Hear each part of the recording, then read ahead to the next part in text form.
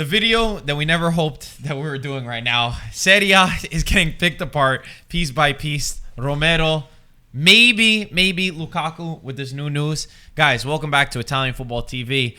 It's not going to be the most fun transfer video that we've ever had to make. There's breaking news about Lukaku where Chelsea are upping their bid to 130 million. And it seems like where Lukaku never wanted to leave Inter, now maybe Inter could think about accepting it. I think before we get into that news and we get into the Romero and the big stuff, I think, Mike, let me cover some of the smaller news so that we can have a nice deep dive into this. Good. Mario Balotelli signed for Turkish club Adana Demirspor. Okay, there's that. Very good pronunciation, I would think. Nice. I would think. The reception for him was nice. Yeah, great. Shomurodov, I think. Uzbeks in the comments. Let us know if we said that right. Signed to Roma for around 17 million. Signed to Roma from Genoa. He's 26 years old. He's a striker. He scored 8 goals in 31 Serie A games. We'll see if he'll be able to do anything.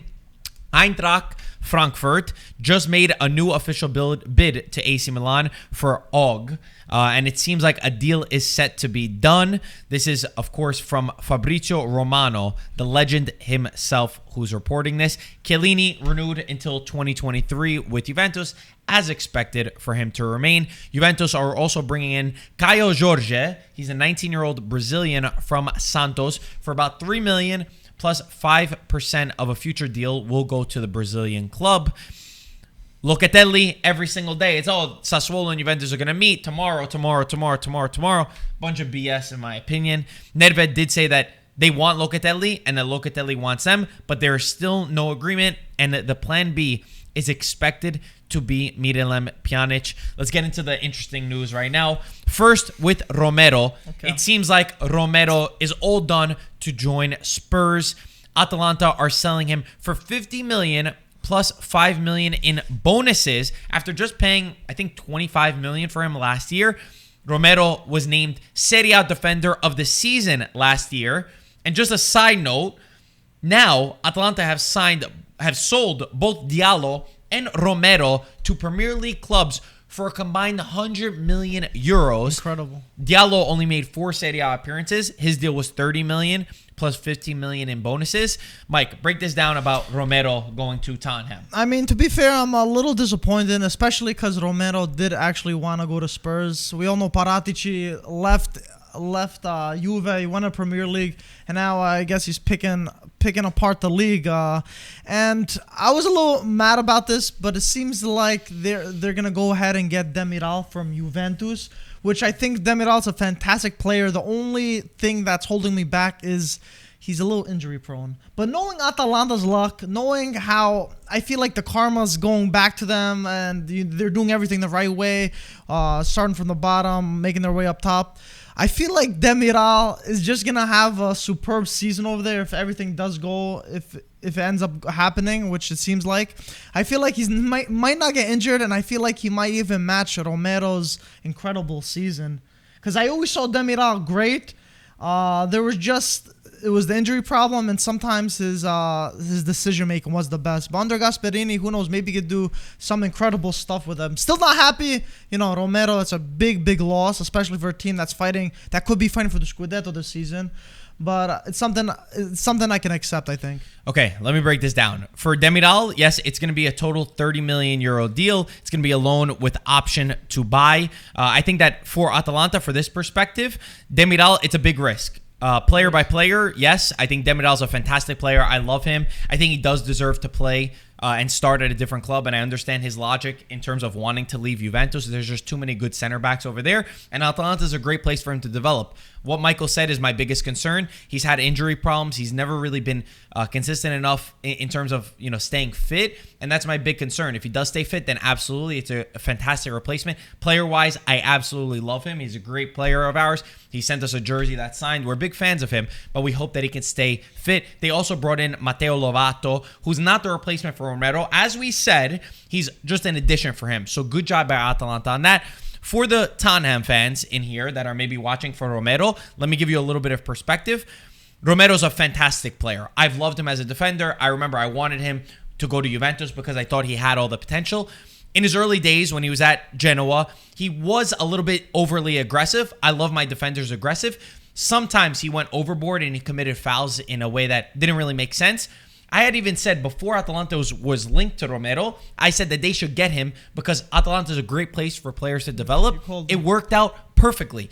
He wasn't the best defender in the league last year. He was one of the best defenders. Yeah.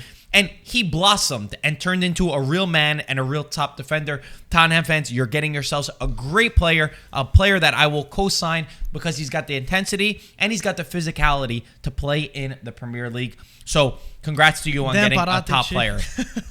He also sold him from Juventus. Let's talk about Lukaku. Mike, I'm going to break down what happened and then we'll give our opinion. So Inter rejected a €100 million bid plus Marcos Alonso. That was according to Di Marcio's, according to Fabrizio Romano. Honestly, by the way, we're done with almost every source. We're not reading Gazzetta. We're not reading Corriere anymore. We're only sticking with a few top sources anymore. No more BS.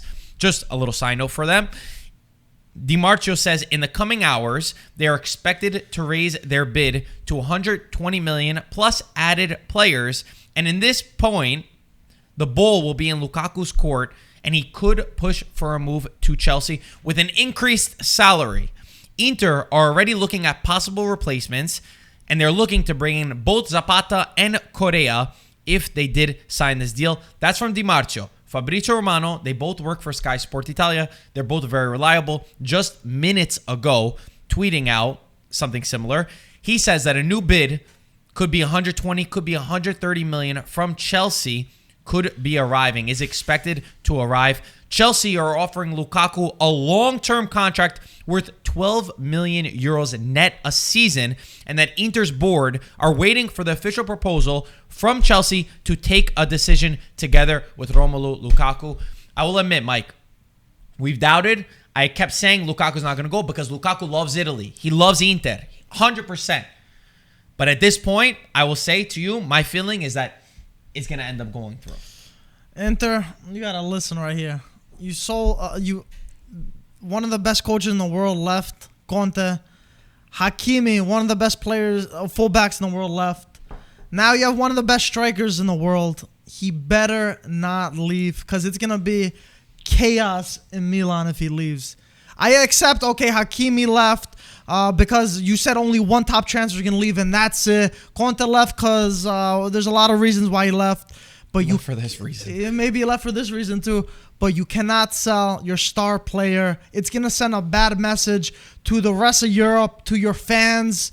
And I just feel like the status of Inter, just selling Lukaku like that, you cannot do that. After winning the Scudetto, you're going to dismantle your team. I'm with you. From competing for the Scudetto, now if you sell Lukaku, it's going to be competing make top four. And there's no excuse for this. No excuse at all. I don't care if it's 130. I don't care.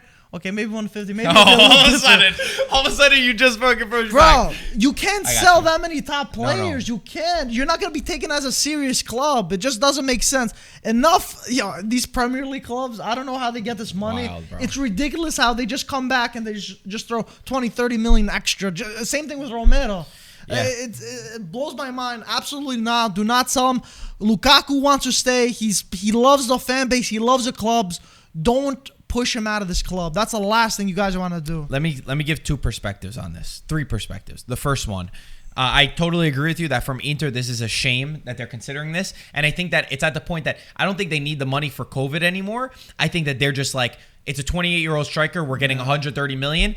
We should probably cash out on him and then invest in other players. I think that that's Inter's perspective. I think that as the winners of the Scudetto and as the team that it was finally the rebirth of Inter, they had an amazing squad. They're qualifying for Champions League. They're doing great things. You just crumbled everything in one summer. And I know some of it is out of their hands.